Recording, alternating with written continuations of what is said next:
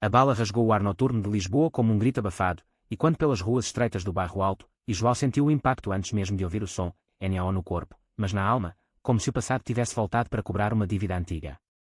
Ele se jogou contra a parede úmida de um prédio antigo, o coração martelando como o sino da sé de Lisboa ao amanhecer, enquanto sombras dançavam sob as lanternas de ferro forjado, e ali, no beco escuro, ele viu o rosto do homem que jurara nunca mais cruzar seu caminho, o tio Carlos, com os olhos flamejantes de ódio contido, a arma ainda fumegante na mão trêmula.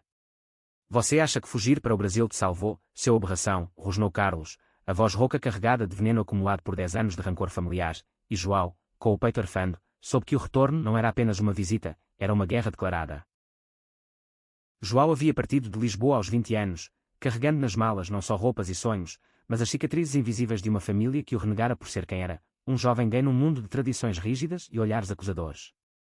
O tio Carlos, o irmão mais velho de sua mãe, fora o pior de todos, o guardião implacável das normas, o homem que, numa noite chuvosa de outono, o arrastara para fora de casa gritando que aquilo não tinha lugar na linhagem dos Silva. Você envergonha o sangue dos seus ancestrais, BRRA, e João, com lágrimas misturadas à chuva, pegara o primeiro avião para São Paulo, onde o sol escaldante do Brasil o acolhera como um abraço esquecido. Lá, ele reconstruíra a vida, um emprego como designer gráfico em uma agência vibrante, amigos que o viam além das etiquetas, e, aos poucos, a ferida se fechara em uma casca dura de determinação. Mas o telefonema da avó, fraca e moribunda no hospital de Santa Maria, o trouxera de volta. Volte, meu menino. A família precisa de você agora, sussurrara ela, e João, contra todos os instintos, cedera, sem imaginar que o chamado era uma armadilha tecida por mãos familiares.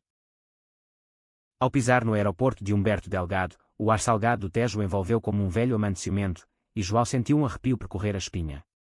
Ele alugara um carro modesto, um Fiat vermelho que contrastava com o cinza melancólico das ruas de Alfama, e dirigira direto para a casa da avó na Graça, uma colina onde as casas de azulejos azuis se aninhavam como segredos. A porta rangeu ao se abrir, revelando a prima Ana, agora uma mulher de 25 anos com olhos inchados de choro recente. João. É mesmo você, murmurou ela, hesitante, e ele a abraçou, sentindo o tremor em seu corpo. Ana fora a única que tentara defendê-lo 10 anos antes, uma adolescente magra com voz fina que gritara para o tio parar, mas fora silenciada com um tapa que ecoara pela sala como um verdito final. Agora, ela o puxou para dentro, o cheiro de sopa de caldeirada pairando no ar, misturado ao aroma de jasmim do jardim interno. A avó jazia na cama do quarto principal, pálida como os lençóis de linho, mas seus olhos se iluminaram ao vê-lo. Meu neto. O sol voltou para mim, disse ela, a voz fraca como folhas ao vento, e João se ajoelhou ao lado dela, segurando sua mão ossuda, prometendo ficar até o fim. Mas o fim veio rápido demais. Naquela mesma noite, enquanto João velava o sono da avó, um barulho na cozinha o alertou, passos pesados, uma xícara caindo e se estilhaçando. Ele desceu as escadas de madeira rangente, o coração acelerado, e encontrou o tio Carlos ali, de pé como uma estátua de granito, os punhos cerrados sobre a mesa de carvalho. O que você faz aqui, demônio? Cuspiu Carlos, os olhos injetados de fúria e uísque barato. João congelou, as memórias inundando-o como uma onda do Atlântico, as noites em que o tio o trancara no porão por agir como uma menina, as pregações na igreja da Sé sobre o pecado da sodomia, o dia em que ele descobrira as cartas de amor de João para um garoto da escola e as queimara na lareira, rindo com escárnio. Eu vim pela avó, respondeu João, a voz firme apesar do tremor nas pernas. Não por você. Carlos avançou, o cheiro de álcool impregnando o ar, e agarrou o colarinho de João, empurrando-o contra a parede. Você acha que pode voltar e fingir que nada aconteceu? Sua mãe se matou por sua causa, seu covarde. E agora, com essa praga que você carrega, você vai destruir o resto de nós. As palavras cortaram como lâminas, e João se debateu, empurrando o tio para trás com uma força nascida do desespero acumulado. Ana surgiu na porta, os olhos arregalados, e gritou, par, tio. Ele é família. Mas Carlos, cego pela raiva, sacou uma velha pistola de caça do coldre escondido sob o casaco, herança de um avô caçador que ele brandia como troféu de masculinidade. O tiro veio sem aviso, a bala cravando-se na parede a centímetros da cabeça de João, e o mundo explodiu em caos. Ele correu para a rua, o ar frio da noite lisboeta queimando os pulmões, e só parou no bairro Alto, onde as luzes dos bares e o som de fado melancólico o ancoraram à realidade. Ali, encostado a uma parede grafitada com corações partidos, ele ligou para o único número que salvara do Brasil, Mariana, sua melhor amiga, uma lésbica firebrand de Porto Alegre que o salvara de uma crise depressiva anos antes. Eu preciso de você aqui. Agora, disse ele, a voz quebrada, e ela, sem hesitar, respondeu, estou no próximo voo. E trago reforços. Mariana chegou 2 dias depois, o sol de inverno filtrando-se pelas nuvens sobre o Tejo como uma bênção relutante. Ela era uma visão, alta, com cabelos castanhos ondulados caindo sobre os ombros, vestindo um casaco de couro preto e botas que ecoavam determinação em cada passo. Atrás dela, 2 aliados improváveis, Pedro, um transgênero ativista de Lisboa que João conhecera online durante a pandemia, com tatuagens de arco-íris serpenteando pelos braços e um sorriso que desarmava ódios, e Sofia, a namorada de Pedro, uma artista que era de Coimbra cujos olhos verdes carregavam a ferocidade de uma pintora renascentista. Prontos para a revolução familiar, brincou Mariana ao abraçá-lo no aeroporto, mas seus olhos traíam a seriedade. Ela sabia das histórias que João contara nas noites de confidências via Zoom, das noites em que ele chorara por uma família que o descartara como lixo. Eles se instalaram no pequeno apartamento de Ana, na Graça, um espaço apertado com vistas para o castelo de São Jorge, onde o ar cheirava a pastéis de nata frescos da confeitaria vizinha. A avó faleceu na manhã seguinte, em paz, com João ao lado, sussurrando promessas de um futuro melhor. O funeral foi um espetáculo de hipocrisia, parentes distantes murmurando orações na Basílica da Estrela, o tio Carlos no centro, a figura patriarcal com terno escuro e gravata apertada, discursando sobre valores eternos, enquanto seus olhos dardejavam para João como flechas envenenadas. Ana, ao lado de João, apertou sua mão, sussurrando, ele planejou isso. A herança. Ele quer tudo para si, alegando que você é indigno. João sentiu o estômago revirar. A avó deixara uma carta, revelada pelo notário, dividindo a casa e uma pequena fortuna entre ele e Ana, mas Carlos, como executor informal, já tramava contestações na justiça, usando argumentos velados de imoralidade para desqualificá-lo. Ele não para, disse Pedro, analisando os papéis com olhos afiados de quem lutara por direitos trans em audiências parlamentares. Mas nós paramos ele. Com fatos, não balas. Os dias seguintes foram uma dança tensa de alianças e confrontos. Mariana, com sua energia incansável, organizou reuniões no Café à Brasileira, no Chiado, onde o vapor do café se misturava ao burburinho de turistas e locais. Ali, sob retratos amarelados de poetas como Fernando Pessoa, eles traçaram planos. Pedro contatou associações LGBTQ+ portuguesas, como a ILGA, para apoio legal. Sofia desenhou posters anónimos denunciando o ódio familiar, espalhando-os pelas redes sociais com hashtags como Amor Sem Fronteiras. João, pela primeira vez, sentiu algo além de medo, uma faísca de esperança, alimentada pelo olhar de Mariana, que o via não como vítima, mas como guerreiro. Você não está sozinho mais, disse ela uma noite, enquanto caminhavam pelo terreiro do Paço, as luzes do rio refletindo em seus olhos. Eu te amo como família, João. E vamos queimar essas correntes juntos. Ele corou, o coração acelerando não só pela amizade, mas por um afeto mais profundo que nascia devagar, como o fado que ecoava de uma janela próxima, melancólico, mas irresistível. Mas o conflito escalou rápido. Uma noite, enquanto o grupo se reunia no apartamento, uma pedra atravessou a janela, com um bilhete amarrado, saia da cidade ou morra como sua mãe. A caligrafia era inconfundível, a de Carlos.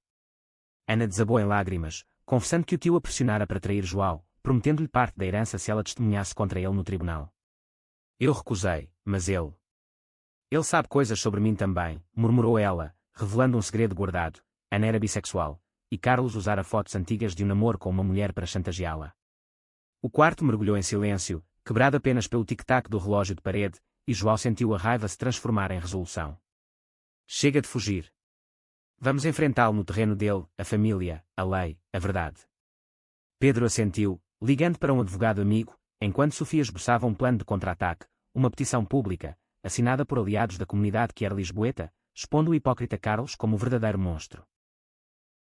Enquanto os planos se teciam, uma reviravolta inesperada surgiu na forma de Miguel, um primo distante que João mal recordava, um homem de 32 anos, alto e reservado, com barba bem aparada e olhos castanhos que pareciam carregar o peso do Douro.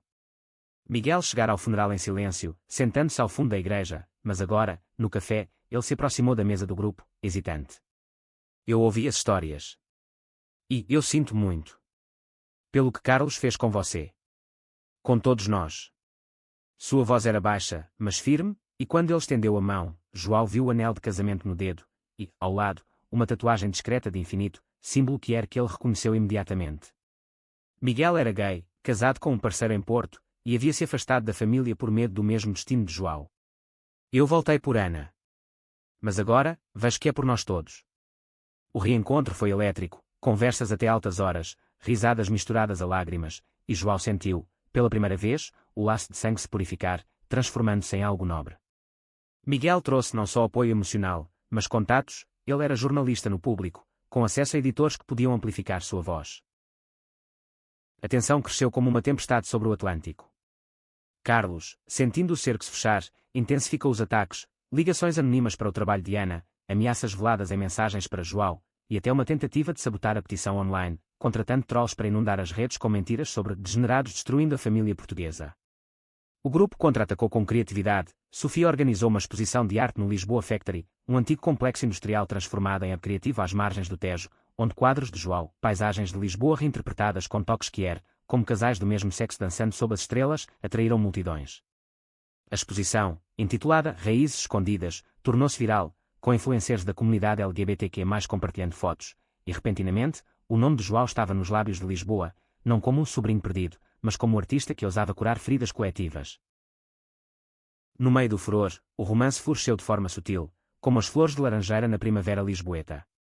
João e Mariana, em caminhadas noturnas pelo Parque Eduardo VII, onde as luzes da cidade se estendiam como um tapete de estrelas, começaram a compartilhar silêncios carregados de possibilidade. Ela contava histórias de sua juventude em Porto Alegre, de como fora expulsa de casa por amar uma mulher, e ele, por sua vez, abria o coração sobre as noites solitárias no Brasil, sonhando com um amor que não doesse. Uma noite, sob a estátua de Eduardo VII, ela pegou sua mão, os dedos entrelaçando-se como raízes antigas. Você me faz acreditar que o amor pode ser casa, João. Não um lugar, mas uma pessoa.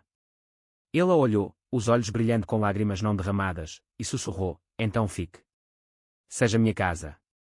O beijo que se seguiu foi casto, um selo de promessas, cheio de emoção crua que os deixou sem fôlego, o mundo ao redor desvanecendo no zumbido suave da cidade.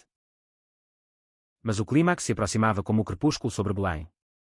O tribunal marcou a audiência para a herança, e Carlos, confiante em sua rede de advogados conservadores, preparou um espetáculo, testemunhas falsas alegando que João era instável por sua orientação, documentos forjados sugerindo que a avó fora coagida em seu testamento. O dia da audiência amanheceu chuvoso, as ruas de Lisboa escorregadias como corações traídos, e João entrou no prédio da Justiça no Rossio com o grupo ao lado, Mariana de braço dado, Pedro com uma pasta de evidências, Sofia com uma câmara para registrar tudo, Miguel com anotações jornalísticas afiadas, e Ana, finalmente livre do medo, testemunhando a verdade. O salão era opressivo, com tetos altos e ecos de vozes distantes, e quando Carlos subiu ao pódio, seu olhar era uma lança apontada para João. Este homem abandonou a família por vícios imorais. Ele não merece nada além de esquecimento, declarou, a voz ecoando como um sermão dominical. A defesa de João contra-atacou com precisão cirúrgica.